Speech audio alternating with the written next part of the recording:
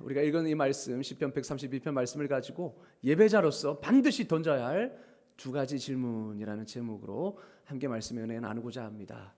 우리가 읽었던 시편 132편은 성전으로 올라가는 노래입니다. 그러니까 성전으로 올라가면서 드리는 노래, 찬양, 그리고 성전에서 드리는 찬양이라고 할 수 있죠. 여러분, 이 배경이 이 하나님의 성전이 드디어 완성이 되고 그 하나님의 성전의 지성소에 그동안 방치되어 있던 그 언약궤를 안치하는 그 감격 속에서 하나님을 찬양하며 하나님의 영광과 임재를 찬양하는 그런 노래가 바로 오늘 시편 132편입니다. 여러분, 사울과 그리고 사무엘과 사울 시대, 여러분, 하나님의 법궤가 블레셋에게 빼앗겨 버렸죠. 엘리 제사장의 두 아들 호니와 비나스가 여호와의 제사를 멸시하던 그때, 겉으로는 제사장이었지만 그러나 하나님을 멸시했습니다. 제사를 멸시했습니다. 하나님으로부터 너무나 떠나 있었습니다. 그런데 정작 전쟁이 닥치자, 블레셋과의 전쟁이 닥치자 그제서야 하나님을 찾는 거죠. 그런데 하나님을 마치 부적처럼 이 법궤만 있으면 우리는 지지 않아 라는 이러한 잘못된 신앙으로 평소에 하나님을 가까이 하고 평소에 하나님의 말씀에 순종했더라면 하나님께서 그 모든 상황들을 또 승리로 이끄셨을 텐데, 그전에는 그러지 않다가 전쟁이 닥치니까, 위기가 닥치니까 하나님을 법궤로 방패 삼아서 그렇게 전장에 법궤를 가지고 나아갔다가 무참하게 패배합니다. 그래서 그 당시에 고대 근동의 전쟁에서는 나라와 나라와의 싸움이었지만 동시에 신과 신과의 싸움이었어요. 그러니까 이긴 그 나라는 그 패배한 나라의 그 신, 수호신을 항상 가져다가 자신의 신전에다가 두는 그런 풍습이 있었습니다. 그렇게 하기 위해서 이 하나님의 궤를 빼앗아 간 겁니다. 근데 그렇게 빼앗기고 한참 동안이나 하나님의 궤는 방치되어 있었어요. 여러분, 여호와의 법궤가 사라지니까 예배가 사라지기 시작합니다. 예배가 사라지니까 하나님에 대한 갈망이 사그러들기 시작합니다. 여러분, 항상 우리는 뭔가 모이고 뭔가 그릇이 만들어져야 그 안에 내용물이 담겨요. 우리가 코로나 때 겪지 않았습니까? 예배 자리에 나오지 않으니 예배의 마음이 사라지고, 예배의 마음이 사라지니 하나님에 대한 마음도 사라지지 않습니까? 마찬가지였습니다. 법궤가 없으니 늘 법궤를 바라보며 하나님의 임재를 바라보며 그렇게 예배했던 이스라엘에 예배가 사라지고, 예배가 사라지니 이스라엘 가운데 하나님을 사모하는 마음, 하나님을 갈망하는 마음이 사라졌던 것이죠. 자, 이때 이 사라졌던 예배를 다시 회복한 사람이 바로 다윗이었습니다. 다윗의 업적은 그것만으로도 충분한 거예요. 뭐 통일 왕국을 이뤘다, 그거는 뒷전의 문제죠. 이스라엘 가운데 사라지고 있었던 예배를 다시 회복시켰다, 이러면 이것만으로도 다윗은 업적이 칭송받아야 되는 겁니다. 다윗이 왕이 된 후에 가장 먼저 한 일이 뭔지 아십니까? 전쟁을 준비한 것도 아니었습니다. 행정체제를 개편한 것도 아니었습니다. 왕권을 든든히 한 것도 아니었습니다. 바로 하나님의 법궤를 다시 다윗성에 모셔오는 일이었습니다. 그게 다윗이 왕위에 올라온 후에 가장 먼저 한 일입니다. 여러분, 그만큼 다윗의 마음에는 누가 있었다는 겁니까? 하나님. 그 마음의 중심에는 하나님이 있었고 그 삶의 중심에 늘 예배가 자리 잡고 있었다는 것을 알 수 있습니다. 오늘 우리는 본문에 나타난 이 다윗의 주님 사랑과 예배의 사랑을 통하여서 다시 한번 우리는 예배자로서 반드시 던져야 할 두 가지 질문을 한번 떠올려 보게 됩니다. 다윗의 모습 속에서 우리에게 질문해야 될 것이 무엇이냐? 첫 번째, 나는 하나님을 사랑하고 있는가? 나는 하나님을 사랑하는가? 시편 132편 1절에서 이렇게 시작합니다. 여호와여, 다윗을 위하여 그의 모든 겸손을 기억하소서. 그의 모든 겸손을 기억하소서. 다윗의 모든 겸손이 무엇일까요? 이전에 개역 한글판은 이렇게 번역했습니다. 그의 모든 근심한 것을 기억하소서. 자, 그렇다면 다윗이 무엇을 근심했을까요? 다윗이 여러분 사울에게 쫓기고 죽을 뻔한 위기를 여러 번 넘기고 드디어 왕이 되었습니다. 그럼 이제 근심이 사라져야 되는 거 아닙니까? 이제 드디어 왕이 되었으니 이제 드디어 나를 해하려는 그런 그 사람도 없다. 이제 얼마나 든든한 자리에 섰습니까? 그런데도 다윗에게는 왕이 된 후에도 한 가지 근심이 있었다라고 말하고 있죠. 그 근심이 무엇이었습니까? 그 근심은 자신의 왕권에 대한 근심이 아니었습니다. 호시탐탐 내 왕의 자리를 노리는 사람이 있나?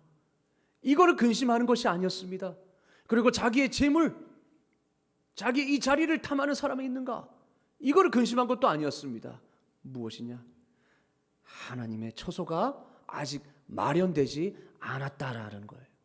하나님의 처소가 아직 마련되지 않았다. 사무엘하 7장 1절 2절에서 다윗은 이렇게 고백합니다. 나는 백향목 궁에 살거늘 하나님의 궤는 여전히 휘장 가운데에 있도다. 이게 다윗의 근심이었습니다. 다윗은 화려한 왕궁에서 살았습니다. 호화로운 왕궁, 백향목으로 꾸며진 그런 왕궁에서 살았지만 여전히 정작 하나님의 임재가 머물 곳은 초라한 장막이라는 거예요. 휘장이라는 거예요. 여러분, 휘장이 무엇입니까? 텐트입니다. 텐트. 그냥 천으로 그냥 둘러싼 곳에 하나님의 궤가 그냥 그렇게 초라하게 방치되어 있는 거예요. 다윗은 이게 늘 마음에 눌렸습니다. 하나님의 궤는 저 초라한 휘장 안에 있는데 내가 홀로 이렇게 화려한 왕궁에 거하면 무슨 소용인가? 늘 불편했던 거죠. 잠자리에 들면서도 불편했습니다. 늘 그 왕궁을 거닐면서도 불편했습니다. 그에게는 견딜 수 없는 고통이었어요. 그래서 그는 하나님께 이렇게 서원합니다. 2절에서 5절을 제가 간단하게 간추리면 바로 이 말씀입니다. 이 말씀입니다. 내가 여호와의 처소를 발견하기까지, 한마디로 주님께서 계실 장막을 마련할 때까지, 하나님이 계실 곳을 찾아낼 때까지 내 눈으로 잠들게 하지 아니하며 내 눈꺼풀로 졸게 하지 아니하리라. 편하게 잠들지 않겠다라는 겁니다. 편하게 잠들 수 없다라는 겁니다. 이게 바로 다윗의 마음이었습니다. 다윗이 하나님을 향한 그 사랑의 마음이 얼마나 컸는지, 모든 근심 걱정이 물러간 그 상황 속에서 이제 좀 누릴 만한, 이제는 기뻐해야 할 만한 상황 속에서도 하나님의 궤가 거기 있다라는 그 사실 하나만으로 근심하고 마음이 눌렸던 거죠. 그만큼 다윗의 마음에는, 그 중심에는 하나님을 향한 사랑, 갈망, 예배의 마음이 있었다는 겁니다. 그래서 다윗이 왕이 되고 나서 제일 먼저 한 일이 바로 하나님의 궤를 다윗성으로 모셔 드린 것이죠. 그때부터 예배가 회복되기 시작한 것입니다. 여러분, 다윗은 이렇게 하나님을 사랑하는 마음이 있었습니다. 그에게는 예배가 의무가 아니라 사랑의 표현이었습니다. 그에게는 예배가 부담이 아니라 기쁨이었습니다. 누군가에게는 예배가 부담이 될 수 있습니다. 야, 한국교회는 예배가 너무 많은 것 같아. 야, 주일 하루만 드리면 되지. 왜 예배가 많아? 여러분, 우리가 연말을 지내면서 성탄절 감사 예배를 드렸고 송구 영신 예배를 드렸습니다. 게다가 주일 예배도 있지요. 그리고 이제 새해가 되어서 새해 맞이 특별 새벽 기도를 했습니다. 여러분, 전참하신 분들을 축복합니다. 그렇지 않으신 분들도 하나님께서 은혜 주셔서 또 이런 은혜를 사모하기를 간절히 소망합니다. 그렇게 예배를 많이 드리는 가운데 어떤 분은 부담스러워하시고 어떤 분은 예배가 너무 기쁘다 이렇게 말씀하시는 분이 있어요. 무슨 차이가 있습니까? 다윗은 예배가 기쁨이었습니다. 예배는 하나님을 향한 사랑의 표현이었습니다. 그러니 기대가 되고 설레죠. 그러나 누군가에는 부담이 돼요. 어떤 성도님은 예배 30분 전이 되어도 여전히 침대 위에 있습니다. 그리고 마음은 분주하고 정신은 산만합니다. 막 챙긴다고 정신이 없어요.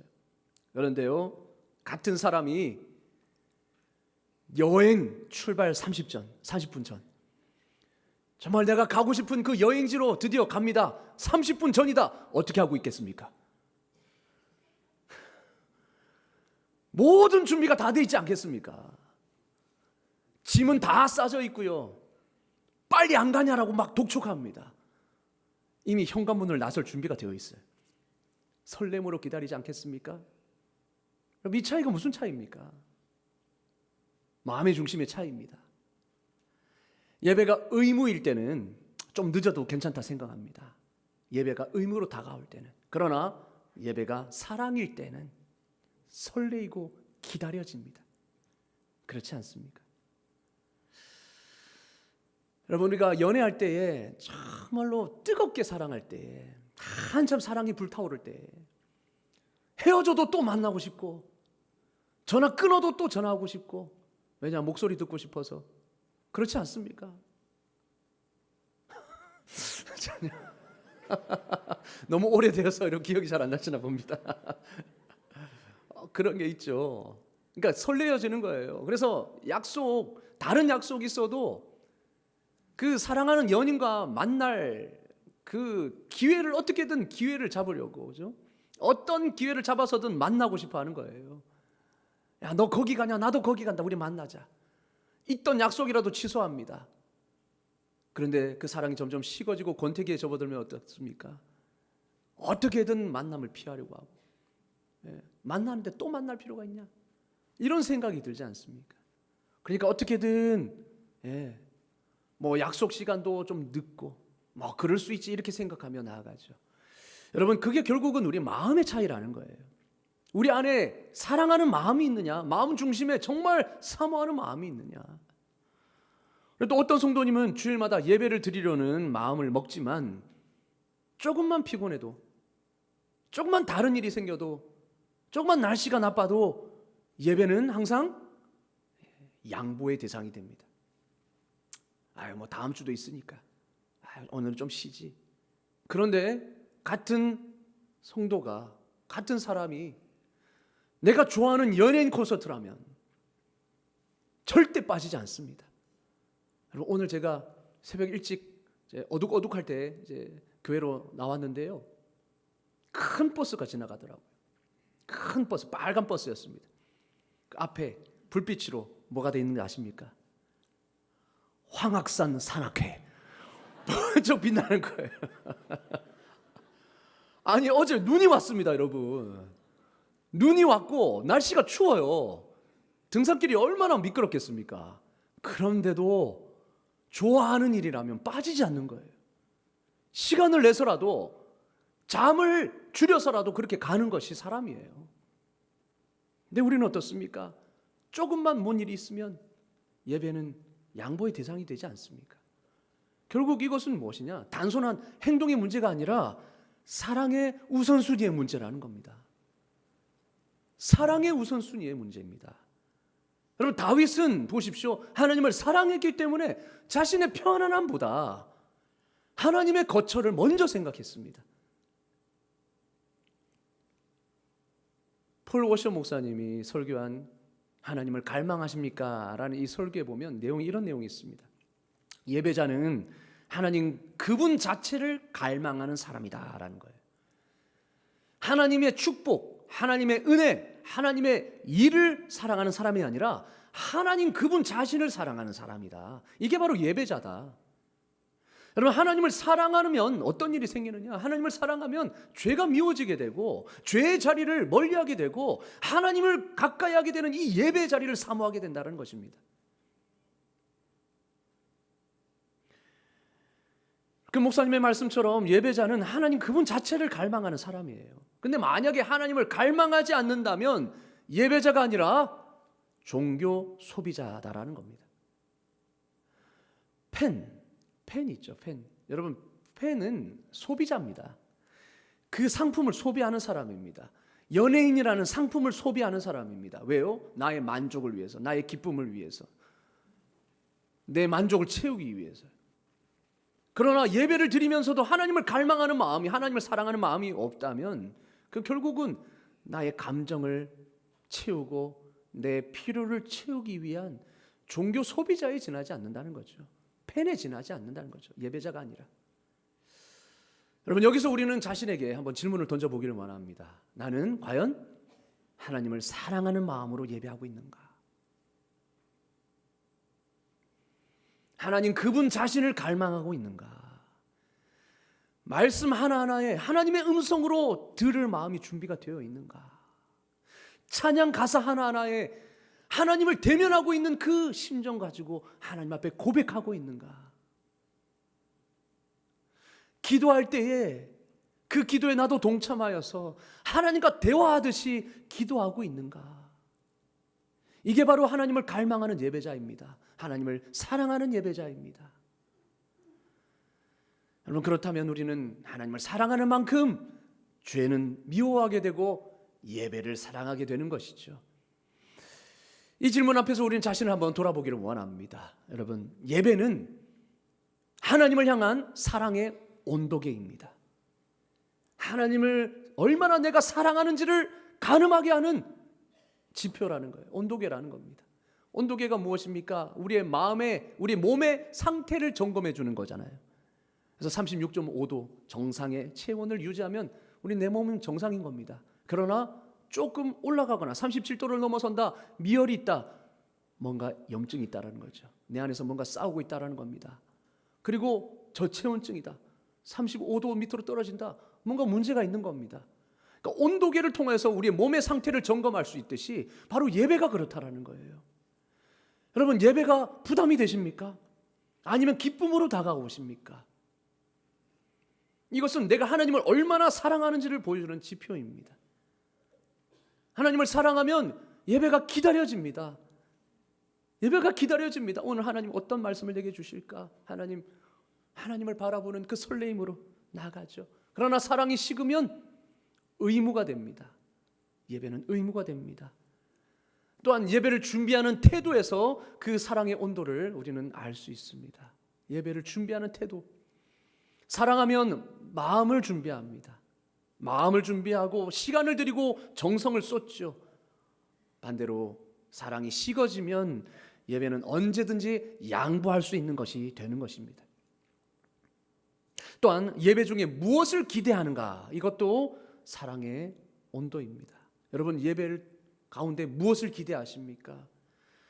하나님을 만나고 싶은 갈망으로 가득 채워지기를 주님의 이름으로 축원합니다. 아멘. 하나님을 만나고 싶은 이 갈망. 그러나 어떤 분은 이 예배 자리에 오는 순간부터, 자리에 앉으시는 순간부터 언제 마치나 이거를 생각하는 분이 계십니다. 마치면 이거 해야지. 시작도 안 했는데 마칠 거 먼저 생각하고 있어요. 예배에 대한 사모함, 기대감이 전혀 없다는 말 아니겠습니까? 결국 이것은 무엇을 말해주느냐?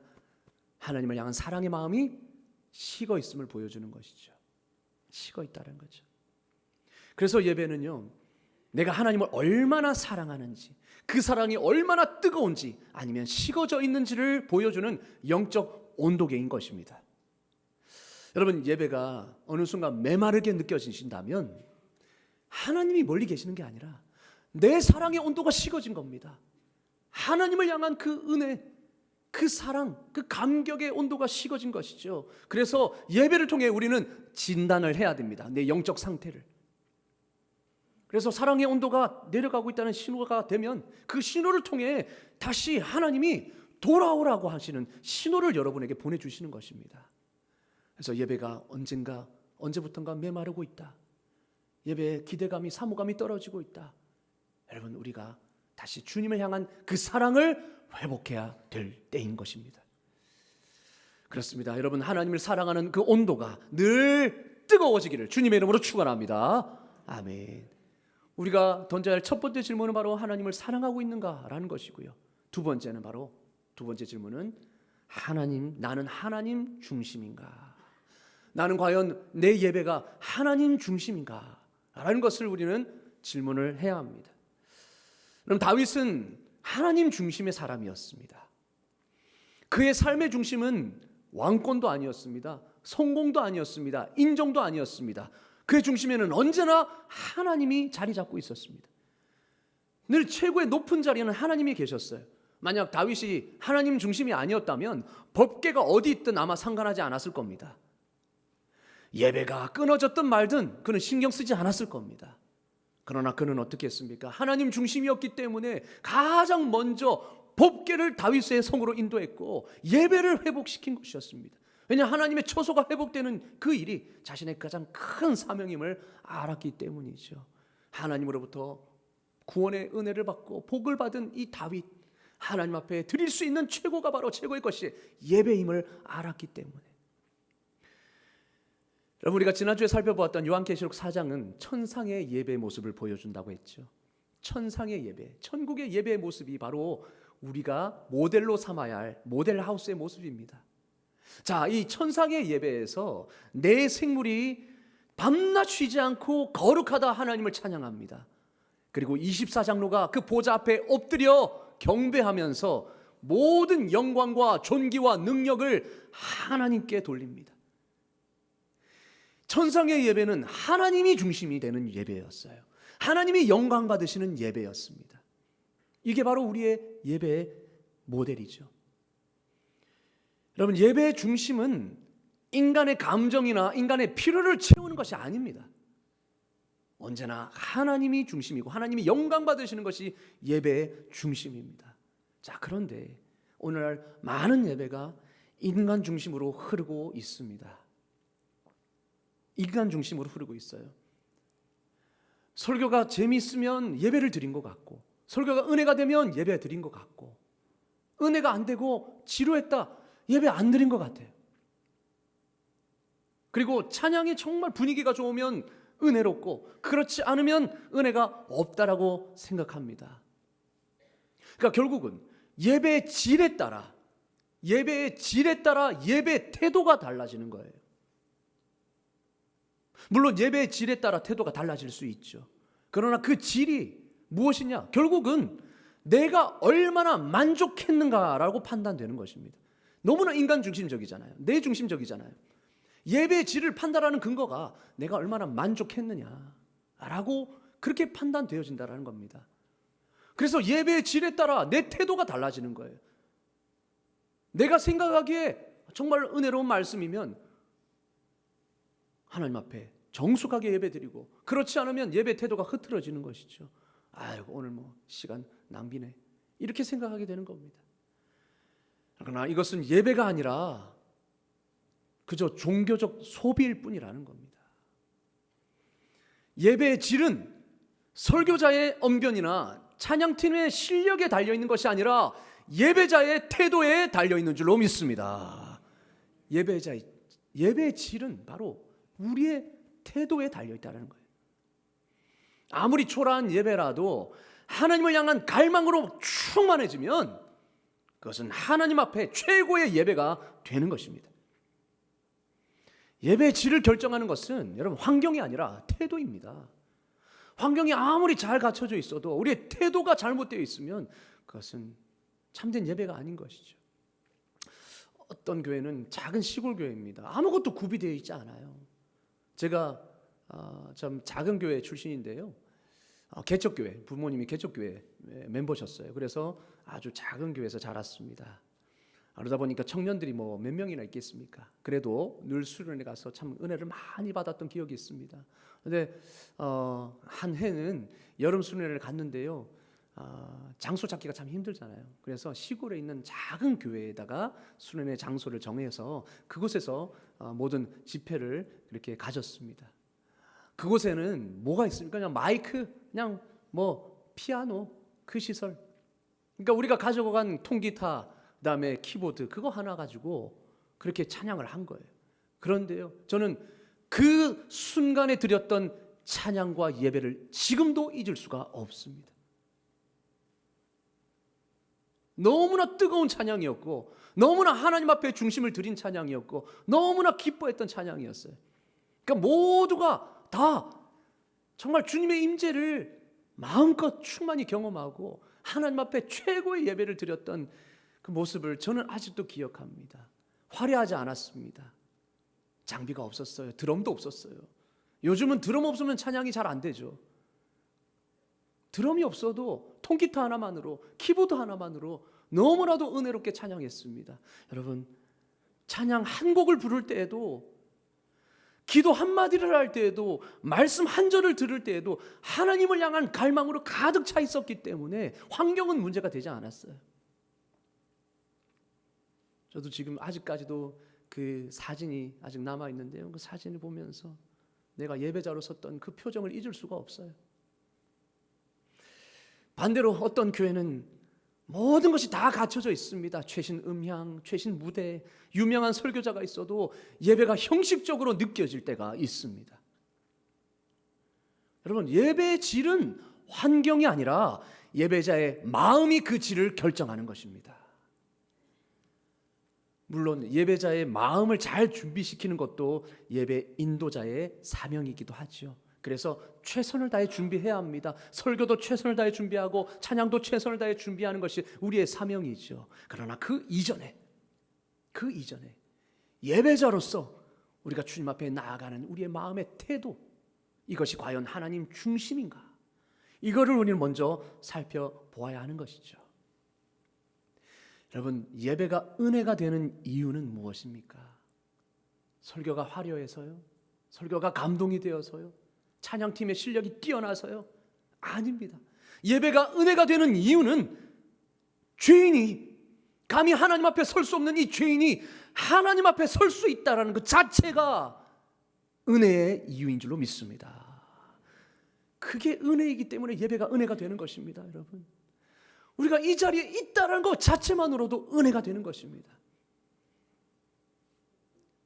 내가 하나님의 말씀을 들을 수 있다는 것, 그 말씀을 듣고 깨달을 수 있다는 것, 구원의 진리를 내가 깨달을 수 있다는 것 자체가 감격이고 은혜이고 감사의 대상 아닙니까? 그리고 죽을 수밖에 없는 이 죄인이 십자가 앞에 나아갈 수 있다는 거예요.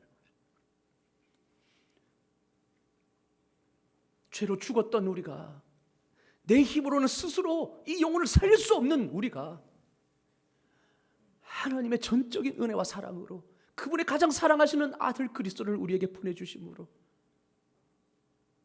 예수 그리스도의 그 십자가 공로로 인하여, 부활의 공로로 인하여서 우리는 거저 값없이 죄를 속량받고 하나님의 자녀로 이렇게 부르심을 입고 감히 우리가 하나님의 존전에서 예배 드릴 수 있다는 것 자체가 은혜인 것입니다. 그 자체만으로도 예배는 은혜가 되는 것입니다. 할렐루야, 아멘.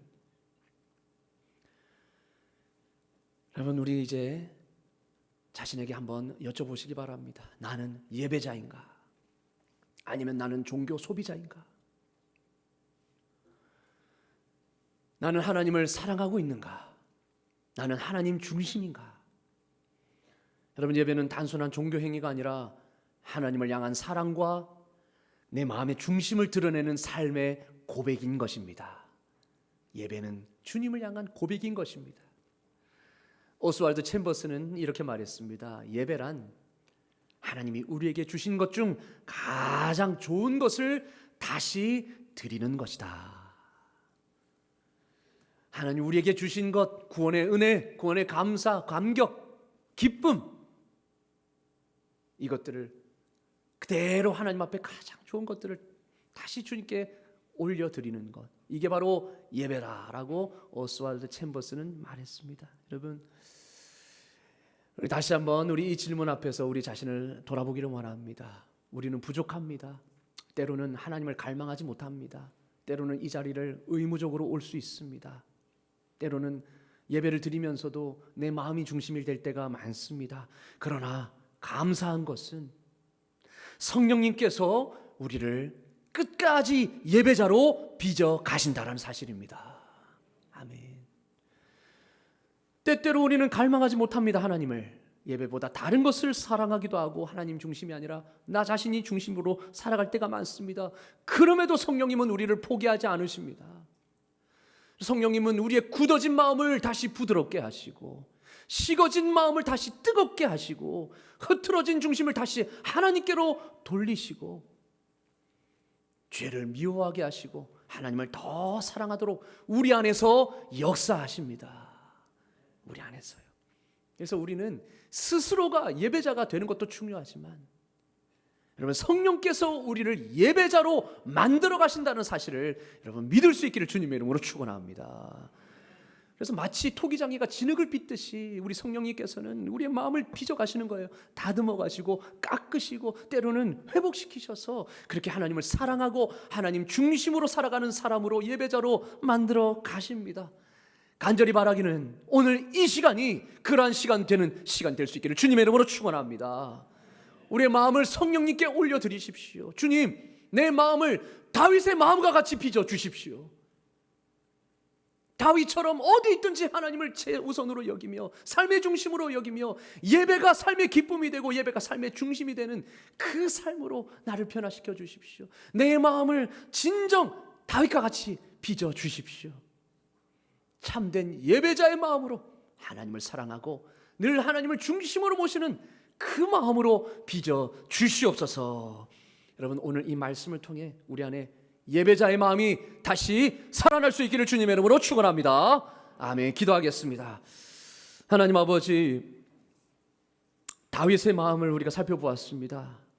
참 다윗의 마음이 우리의 마음과 거리가 참 멀어 보입니다. 하나님, 그러나 하나님이 최고의 예배로 여기신 그 다윗의 예배, 하나님 우리도 본받기를 원합니다. 하나님을 더 사랑하게 하여 주시고 하나님 그분 자신을 사랑하게 하여 주시옵소서. 하나님, 예배야말로 하나님을 사랑하는 온도계임을 다시 한번 깨닫고 우리 예배를 통해서 나 자신을 살피며 내 사랑의 온도를 다시 점검하는 이 시간 되게 하여 주시고, 하나님 내 중심이었던 이 예배가 하나님 중심으로 변화되어서 온전히 하나님을 높여드리는 가운데 하나님의 임재를 충만히 경험함으로 구원의 감격으로 다시 예배를 뜨겁게 드릴 수 있는 우리 모두가 되게 하여 주시옵소서. 예수 그리스도의 이름으로 기도드리옵나이다. 아멘.